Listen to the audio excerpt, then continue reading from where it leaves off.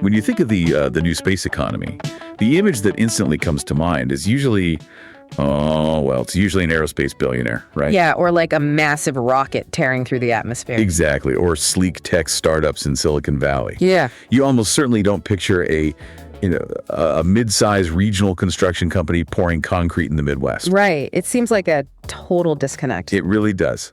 Yeah. But today, our mission is to look at a massive, under-the-radar boom happening right here on the ground.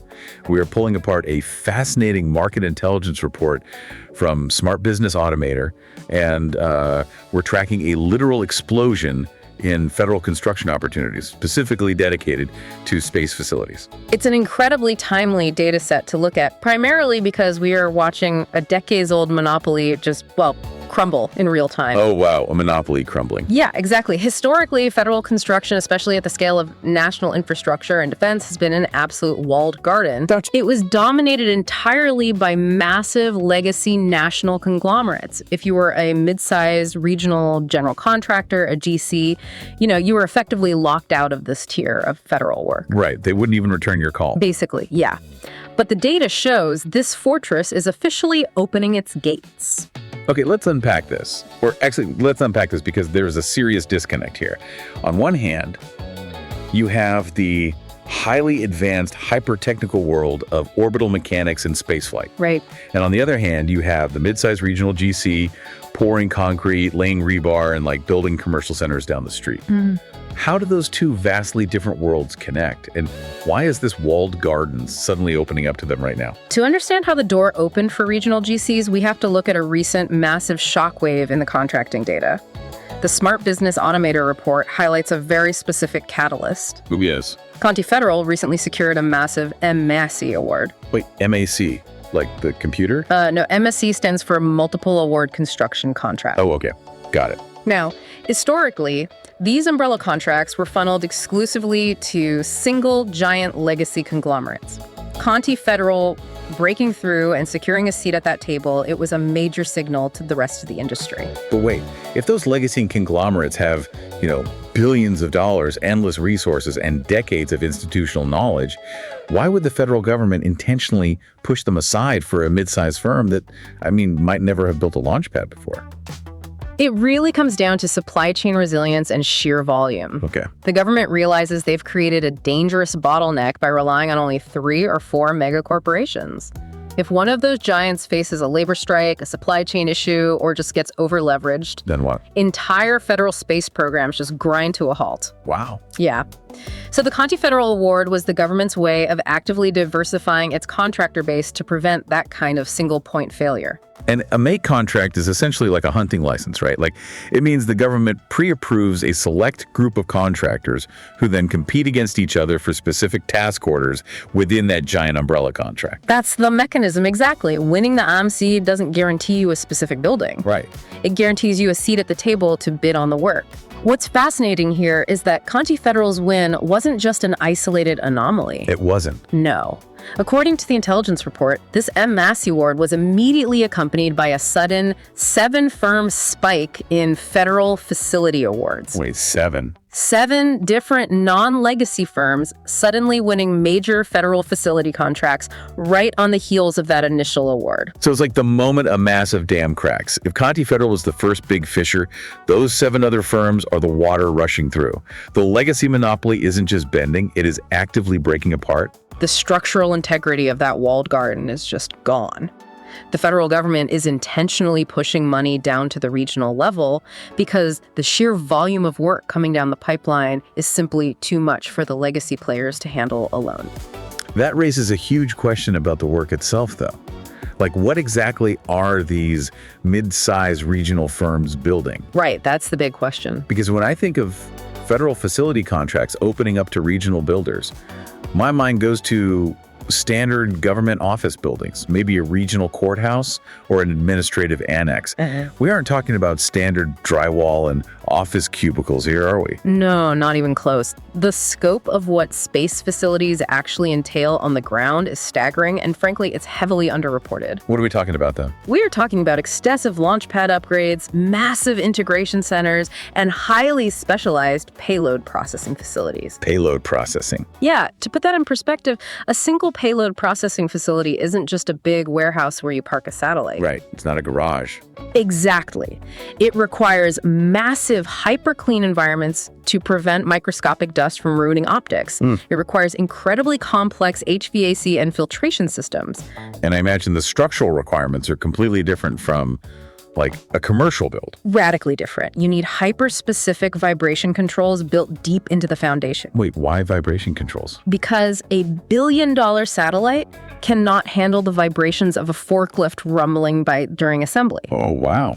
Right. You need heavy-duty structural steel and specialized concrete pores capable of supporting massive indoor overhead cranes that are lifting multi-ton fragile payloads with millimeter precision.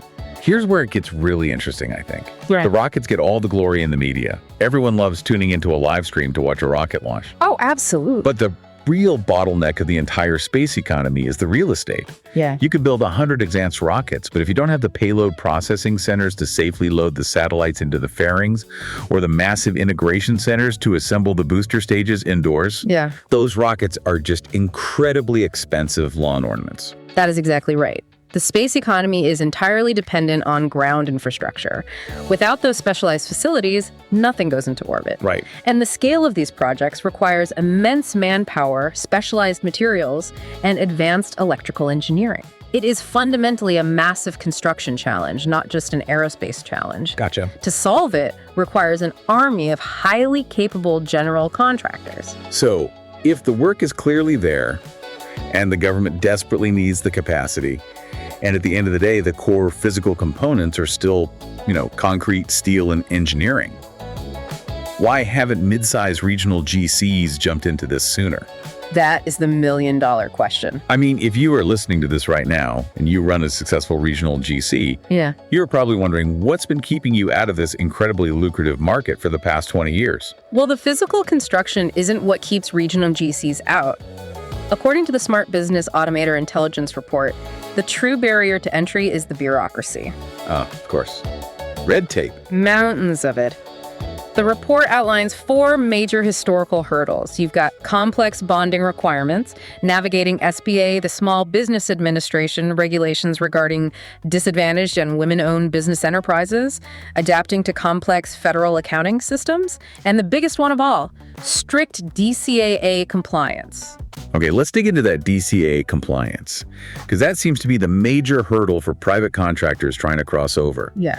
DCAA is the Defense Contract Audit Agency, right? Yes, that's correct. Why do they strike fear into the hearts of commercial builders? If we connect this to the bigger picture, we have to look at the fundamental mechanism of how federal work is billed compared to private commercial work. Lay it out for me. If a regional GC builds a commercial shopping center, it's almost always a lump sum contract. You agree to build the center for, say, $20 million. Yep. If you manage your costs brilliantly and build it for $15 million, you keep the $5 million as profit. The client doesn't care how much you paid for the individual nails or how many hours a specific carpenter worked, as long as the building is up to code and delivered on time. Right, it's like ordering a fixed price meal off a menu. The restaurant sets the price, you pay it, and you don't audit how much they spent on the raw ingredients in the kitchen. That is the perfect way to visualize it. Federal construction, however, especially at the scale of space facilities, utilizes cost-plus models. Cost plus. Yeah. The government agrees to pay you for all your allowable expenses, materials, labor, overhead, plus a guaranteed percentage of profit on top. Oh, wow. It's like charging the customer by the individual ingredient, but having a government auditor standing in the kitchen watching you measure the flour. To prove those costs, the DCAA requires incredibly strict accounting. Which means you have to track every single hour of labor back to a specific federal task billing code. You have to categorize allowable versus unallowable overhead costs. And you have to prove your overhead rates mathematically to federal auditors on a continuous basis. It's not just a matter of keeping your receipts. No, it requires a fundamental restructuring of your back office operations. The audits are intense and the accounting is relentless. It sounds like switching from playing checkers to 3D chess. Yeah.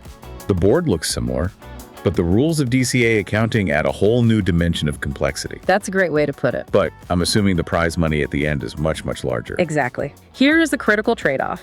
The margins are significantly higher and the financial risk is shifted. Shifted how? Well, in a cost-plus model, your profit is effectively guaranteed. If the price of structural steel triples overnight or a specialized concrete pour takes twice as long due to weather, the government absorbs that cost. Oh, wow. That's huge. It is. That kind of material price fluctuation could bankrupt a lump sum commercial contractor. But in the federal space, you are trading administrative complexity for immense financial security. Which completely changes the financial strategy for a regional builder. Yeah. But what about the bonding complexity and those SBA regulations you mentioned? Bonding is difficult because surety companies aren't just evaluating your ability to pour concrete. They are evaluating your back office's ability to survive federal bureaucracy without defaulting. Gotcha.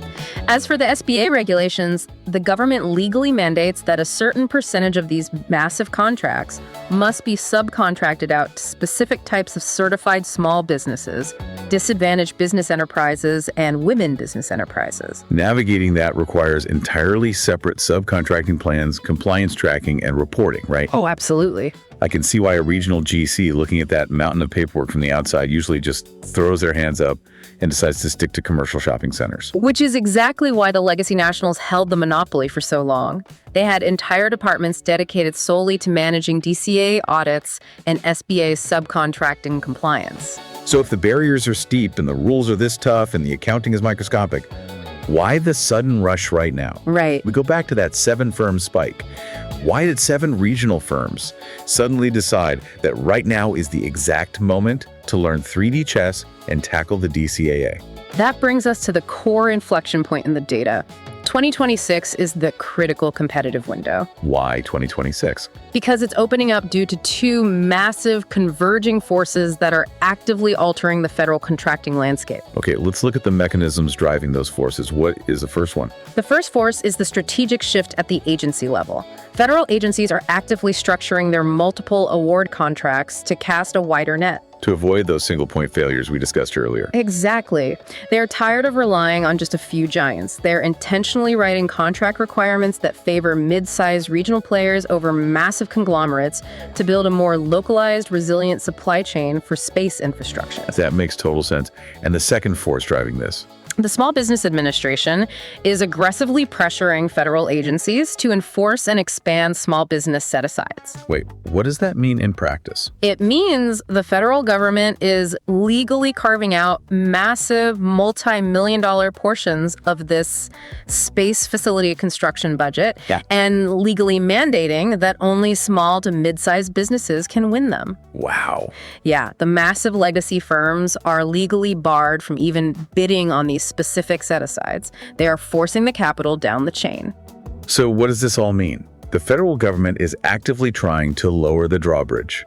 They have a massive budget, they have an urgent, critical need for ground-level space infrastructure, and they have literally written the rules to favor mid-sized firms. Yes. The capital is just sitting there waiting for regional GCs who are willing to put in the administrative work to cross the moat. The firms that make up that 7-firm spike didn't suddenly invent a better way to pour concrete overnight. They simply got their DCAA accounting in order, they mastered the SBA set-aside requirements, and they were standing right at the gate when the drawbridge came down.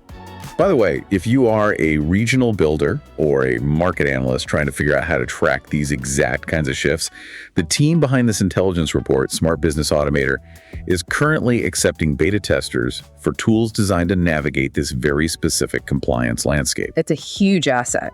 Yeah, you can sign up at smartbusinessautomator.com to get early access to those features. It's just a prime example of how crucial the right intelligence is when the rules of the game are changing this fast.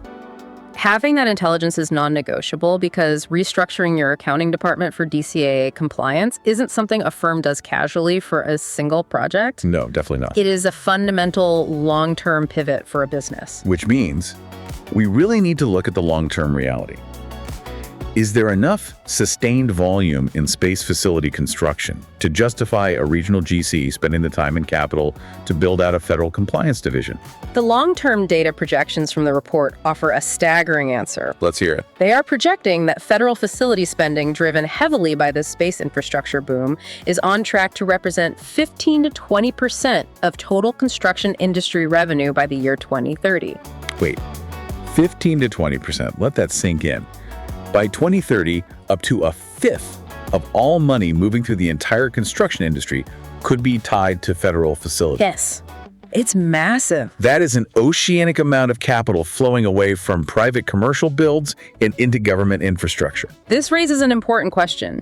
If you are a mid-sized firm today, how do you prepare for market dominance in a landscape that will look fundamentally different in 4 years? Right. Because the firms that capture that massive 15 to 20% won't be the ones who start trying to decipher DCAA guidelines in 2029. No, of course not. It will be the ones who start building their federal divisions and mastering the compliance right now in 2026. The key takeaway here is that the secret to winning this work isn't physical capability. Any competent regional GC knows how to manage heavy steel, complex HVAC, and specialized concrete. Exactly. The secret is the compliance roadmap. It's almost like your compliance department becomes your most important piece of heavy machinery. You literally can't win the bid without it. That's a brilliant way to phrase it. You can have the most accurate estimators, the sharpest project managers, and the best specialized subcontractors in the state. But if your back office fails a DCAA audit, you don't even get to play the game. The barrier to entry has definitively shifted from engineering prowess to administrative capability. Your regional GC can absolutely win federal space facility work and capture those high guaranteed margins, but only if you respect and master that compliance roadmap first. Yeah. You have to stop viewing your accountants and compliance officers as mere overhead and start viewing them as your primary revenue generators. They are the ones holding the keys to the federal vault. We've covered a massive amount of ground today. We started with a single anomaly in the Data County Federal, breaking through a legacy monopoly to win a major MAC award. Right. We unpacked how that wasn't just a lucky win, but the catalyst for a systemic shift, proven by a sudden wave of regional firms securing federal work.